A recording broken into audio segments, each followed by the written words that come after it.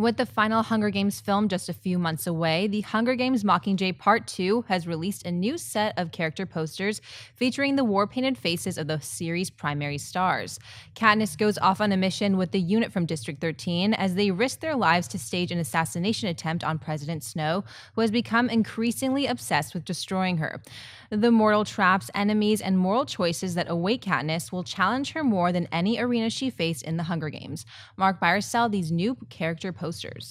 I buy them. I think it's neat that you get to see all the posters together and you get to see all these different groups that are going to have to unite to rebel against this huge, overbearing dictatorship. So when you look at them individually, I think that they strike better than like those Ant-Man ones that we talked about previously. Oh, those initial ones, yeah. So if I saw one of those at the movie theater, it wouldn't pop to me. That's the way I always judge posters. Is if I'm walking out of a movie and I see a poster, is it really going to make me stop and say, oh, I want to see that? So if I'm walking out of a flick and I see Jennifer Lawrence's face painted up like that, and I see that little tease, it's a nice tease poster, and it gets me intrigued as to what this movie's going to be.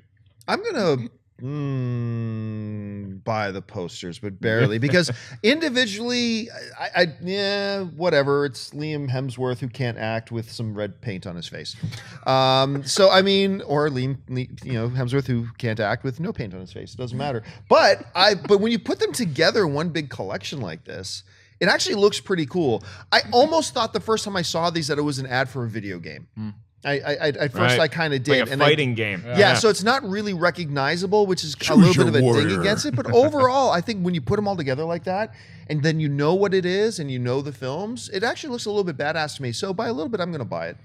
I buy it, again, just because I know kind of what's going down in this story, and to see them all, the fact that they're going after the assassination, this is the symbolism of the Mockingjay on their face. The only thing I don't like is by putting PETA in there. I think it's a spoiler. I really think it's a spoiler because of the way the last movie ended.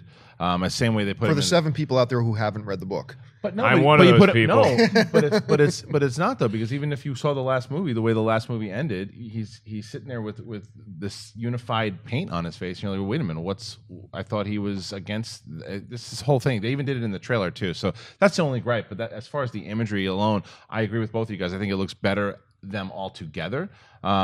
But it works. It serves the purpose of what the movie's about. I think the last Hunger Games movie was so good that all you have to do is just remind us that another one's coming out to get us excited. It's funny, not a lot of people love the last Hunger Games film. No, I actually quite liked it. I liked it a lot. And the ending, the way that it built up, I'm like, oh man, I want to see the next movie right now. It works. It works really. I think people are going to like the part one so much better after this one comes out, because it's going to serve. It really is going to serve like the first part of a great overall movie, because this is going to be all action. This thing, the first one is all set up, and this is all action. I think you got to watch them all together. I think more people appreciate the first one, because I'm with you. I love the first one, Mockingjay Part 1.